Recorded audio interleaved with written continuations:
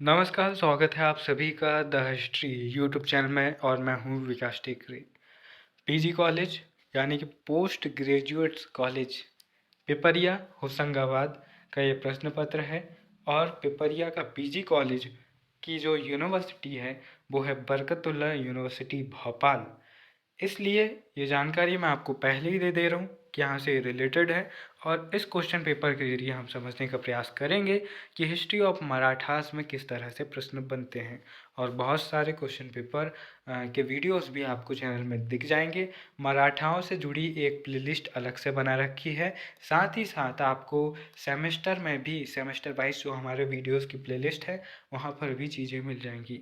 हर्ष भार्गव भाई को मैं धन्यवाद दूंगा क्योंकि उन्होंने ये फ़ोटोज़ मुझे सेंड की ताकि मैं आपके लिए वीडियोस बना पाऊँ, इसलिए उनका धन्यवाद कि उनकी जानकारियों के ज़रिए मैं आपके नॉलेज को बढ़ा पा रहा हूँ और आपकी मदद कर पा रहा हूँ।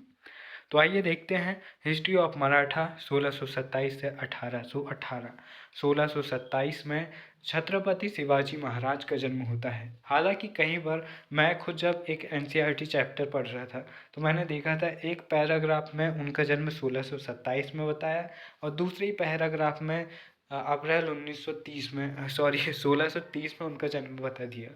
तो अलग अलग साक्ष्यों के हिसाब से उनके जन्म पर थोड़ी सी कंट्रोवर्सी है, लेकिन जिन चीज़ों पर कंट्रोवर्सी होती है वो सवाल नहीं बनते। इसलिए कभी भी आप ये नहीं देखेंगे कि शिवाजी का जन्म कब हुआ था, ये प्रश्न ऑब्जेक्टिव में पूछा जाए। साथ ही 1818 में तृतीय जो आंग्ल मराठा वॉर होता है उसके साथ ही ये सब समाप्त हो जाता है और जो वॉरेन हेस्टिंग्स होते हैं इस समय के गवर्नर जनरल वो पेशवा पद की समाप्ति कर देते हैं और जो महाराजा होते हैं उन्हें एक छोटा सा क्षेत्र दे देते हैं, यानी कि मराठा एम्पायर जो एक समय पर अटक से कटक तक था, यानी कि उड़ीसा से लेकर ये पाकिस्तान के क्षेत्र तक पहुंच गया था, जिसने एक समय पर मुग़लों के ऊपर हावी हुए, उनके फैसले ये खुद किए। जो बालाजी थे, बालाजी सॉरी बाजीराव प्रथम जो कि बालाजी विश्वनाथ के पुत्र थे, अपनी पिता की इच्छा के लिए 1738 के आसपास वो दिल्ली पर उन्होंने कब्जा कर लिया था, दिल्ली की संधि की, जिसे मराठों का मैग्ना कार्टा कहते हैं, और ये बताया कि अब मराठे मुग़लों पर हावी हो चुके हैं, यानी कि भारत का अब सबसे बड़ा साम्राज्य मराठा बन चुका है। लेकिन कैसे इस साम्राज्य का कल्याण हुआ, कैसे इस साम्राज्य का सत्यानाश हुआ, ये सब कुछ जानने के लिए आपको मराठा पढ़ना होगा, इनके इतिहास को पढ़ना होगा और समझना होगा। लेकिन क्या क्या पढ़ना है, किस तरह से पढ़ना है, ये जानना है तो ओल्ड क्वेश्चन पेपर बहुत ज़्यादा मायने रखते हैं। दोस्तों यहाँ पर प्रश्न आता है शिवाजी का जन्म कहाँ हुआ।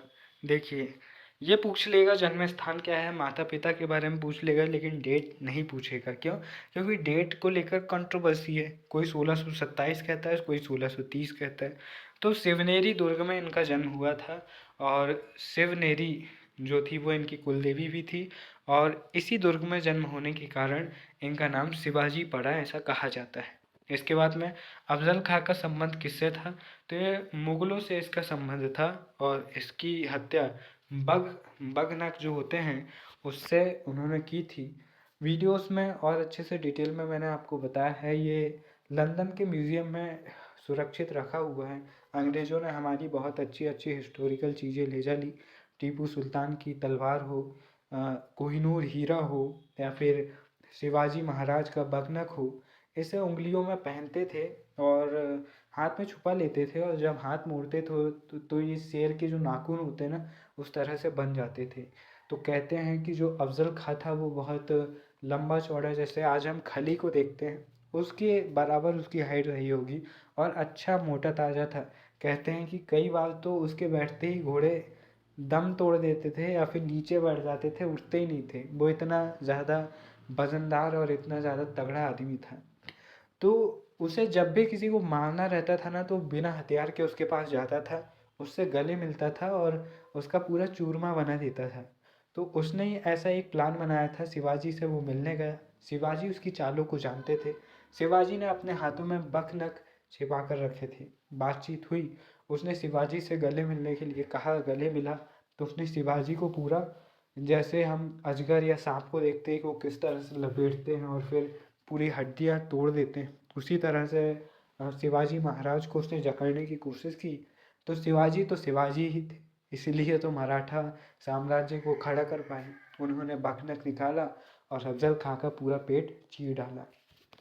और ये एक बहुत बड़ी घटना थी, क्योंकि इसने शिवाजी को बहुत ज़्यादा प्रसिद्ध कर दिया। तो इसलिए अफजल खां बहुत ज़्यादा महत्वपूर्ण हो जाता है। और 1657 या 59 के आसपास अफजल खां का वध वो करते हैं, मुझे डेट क्लियर नहीं है। शिवाजी का राज्याभिषेक किस दुर्ग में होता है, तो रायगढ़ में होता है, और शुरुआती राजधानी वो इसे ही बनाते हैं। इसके बाद में देखिए संभाजी का वध किसने किया, तो औरंगज़ेब ने 1689 के आसपास इनका वध होता है। कुछ ऐसी कहानी थी कि जो संभाजी थे, ये शिवाजी के पुत्र थे। संभाजी क्या करते हैं कि जो अकबर द्वितीय होता है, इनका पुत्र औरंगज़ेब का, उसको शरण दे देते हैं, राजनीतिक शरण। और साथ ही साथ मराठी समस्याएं तो बनी रहे थे, क्योंकि ये धीरे धीरे अपना राज्य विस्तार कर रहे थे। तो जो संगमेश्वर का युद्ध होता है उसमें संभाजी पराजित होते हैं और इन्हें मार देते हैं। साथ ही साथ इनका जो पुत्र होता है शाहजी, उसे वो अपने साथ ले जा लेते हैं और उनकी पत्नी को भी ले जा लेते हैं। फिर बाद में जब ताराबाई का शासन चलता है 1707 के आसपास, ये भेजते हैं, मतलब कि जब औरंगज़ेब की मृत्यु हो जाती है तो फिर जो बहादुर शाह प्रथम जो उनका उत्तराधिकारी रहता है, वो शाहजी को छोड़ देता है और फिर वो इधर आकर ताराबाई से गृह युद्ध करते हैं। इसके बाद दोस्तों हम अगले प्रश्न की तरफ बढ़ें तो देखिए बालाजी विश्वनाथ पेशवा पद पर कब नियुक्त हुए, तो यहाँ पर 1713 है। देखिए यहाँ पर बहुत सारे आंसर गलत टिक हो सकते हैं, इसलिए आप ऐसा ना सोचें कि जो यहाँ पर टिक है वो ही सही है, वो गलत भी हो सकते हैं।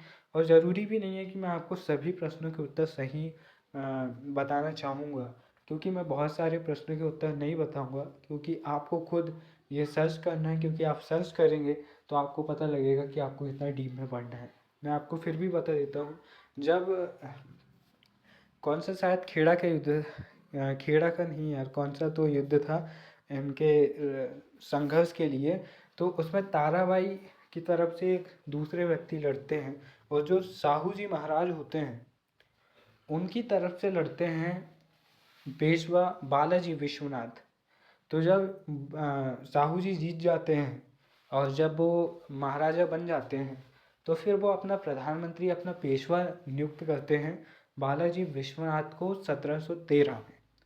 1720 में इनकी मृत्यु हो जाती है और फिर उनके बेटे बाजीराव प्रथम को बनाया जाता है और फिर वो 1720 से 1740 तक रहते हैं। तो पेशवा भी लगातार चलते रहते हैं। आपको ये पता रहना चाहिए कि किस पेशवा के समय कौन सा छत्रपति था और इन दोनों के समय पर पैरेलल कौन सा मुगल बादशाह था और कौन सा अंग्रेज गवर्नर जनरल था, क्योंकि ऐसा अगर आप पता कर पाएंगे तो आपको घटनाओं को जानने में, उनके परिणाम निकालने में आसानी होगी। इसके बाद देखिए मराठा इतिहास के प्रमुख साहित्यिक स्रोत बताइए, या आपको बताना है कि कौन कौन से साहित्यिक ग्रंथ हैं जिनमें इनके विषय में जानकारी मिलती है। मराठों के उत्थान में भक्ति संतों की भूमिका स्पष्ट कीजिए। जो रामदास थे, समस्त रामदास शिवाजी के आध्यात्मिक गुरु थे और रामदास जो थे वो जाति पाति को नहीं मानते थे, सभी को समान मानते थे।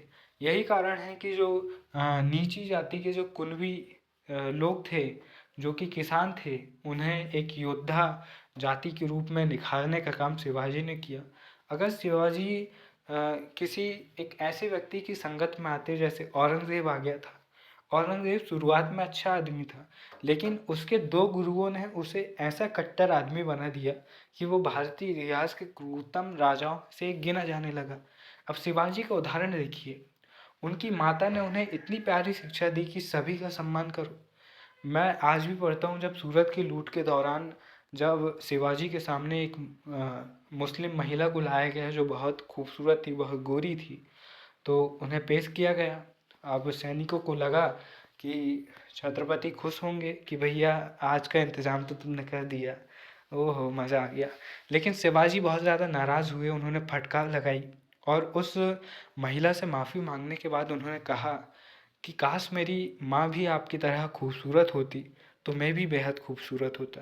यानी कि सीधे तौर पर उन्होंने उस मुस्लिम महिला को अपनी माँ का दर्जा दे दिया और ये एक बेहद बड़ी बात थी। हम इतिहास में आज के समय में जो पॉलिटिकल लीडर्स हैं, जो कुछ कट्टरवादी लोग हैं, उन्हें एक ऐसे हिंदुत्व राजा की तरह दर्शाना चाहते हैं जो कि एक बहुत ही कट्टरवादी विचारधारा का रहा होगा। जबकि शिवाजी ऐसे बिल्कुल नहीं थे। उन्होंने कई मस्जिदों के निर्माण के लिए अनुदान भी देने का काम किया। इसलिए इतिहास को अगर आप बेहतर तरीके से पढ़ते हैं तो आप ये पाएंगे कि महान वही रहा है जिसने सभी धर्मों का सम्मान किया है और जिसने सभी संस्कृतियों को साथ लेकर चलने का काम किया है। अगले प्रश्न की तरफ बढ़ते हैं। शिवाजी के अफजल खां के साथ संघर्ष की विवेचना कीजिए। शिवाजी के मिर्जा राजा जयसिंह के साथ संघर्ष की विवेचना कीजिए।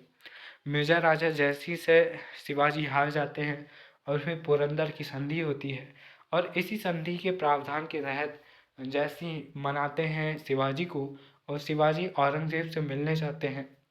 औरंगजेब उन्हें कम मनसब यानी कि बहुत ही छोटे ओहदे वाले लोगों के साथ खड़ा कर देता है।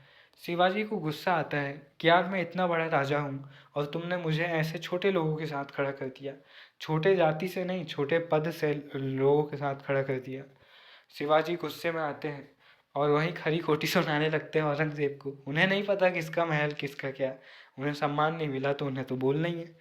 औरंगजेब उन्हें आगरा के किले में कैद करवा लेता है और फिर शिवाजी धीरे से चुपके से निकल जाते हैं क्योंकि उन्हें पता लगता है कि औरंगजेब किसी न किसी तरह उन्हें मरवाना चाहता है। तो फिर वो फूलों की टोकरियों से निकलकर भाग जाते हैं और फिर अपना साम्राज्य निर्माण करते हैं। इसके बाद देखिए शिवाजी की सैन्य उपलब्धियां आपको बतानी है। जिंजी का किला जो जीता उन्होंने वो उनकी आखिरी सैन्य उपलब्धि थी क्योंकि उसके बाद 1680 में उनका देहांत हो जाता है।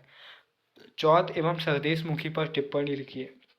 चौथ देखिए, चौथ जो होता है मराठा जो साम्राज्य था वो दो भागों में दो तरीके से वहाँ पर रूल होता था। पहला तो ये था, जैसे आप एग्जाम्पल लीजिए इंग्लैंड का। इंग्लैंड में शासन व्यवस्था कैसी थी? एक शासन व्यवस्था वो थी जो इंग्लैंड में चलती थी, दूसरी शासन व्यवस्था वो थी जो इनके उपनिवेश में चलती थी। ठीक यही मेथड मराठों में भी था।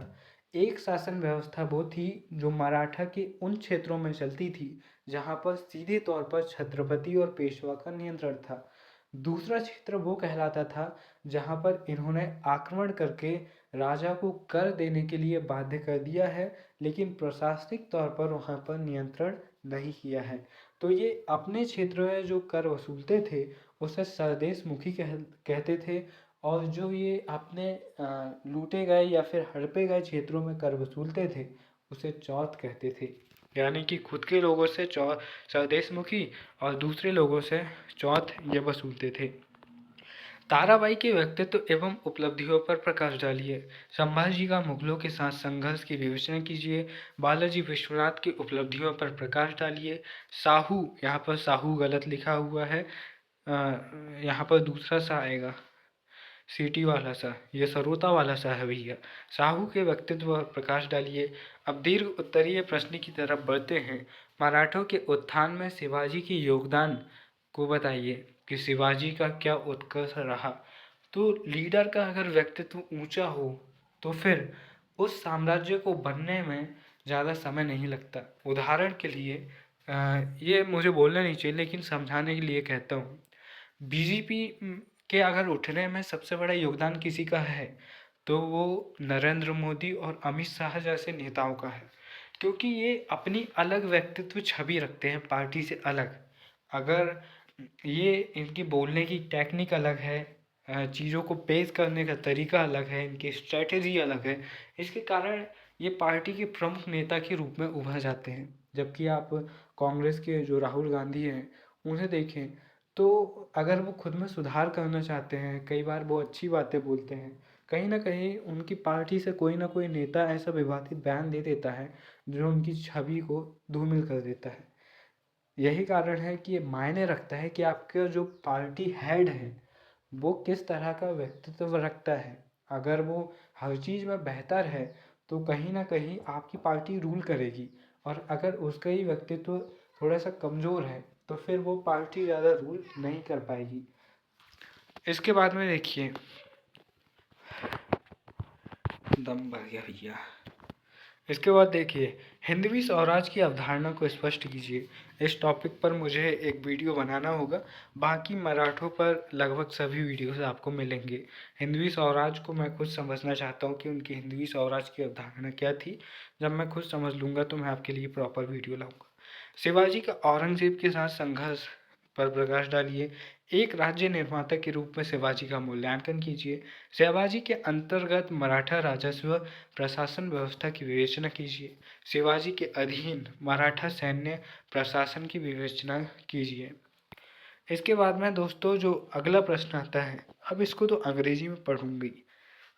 Explain the contribution of Tarabai in the Maratha freedom struggle. Tarabai का जो मराठा स्वतंत्रता संग्राम में योगदान है वो आपको बताना है। इसके बाद देखिए, संभाजी के व्यक्तित्व पर प्रकाश डालिए। अब संभाजी के व्यक्तित्व पर प्रकाश डालने का ये मतलब नहीं कि टॉर्च ऑन करके उनके व्यक्तित्व पर प्रकाश डालो। आप यहाँ पर आपको उनकी अच्छाइयाँ बताना है।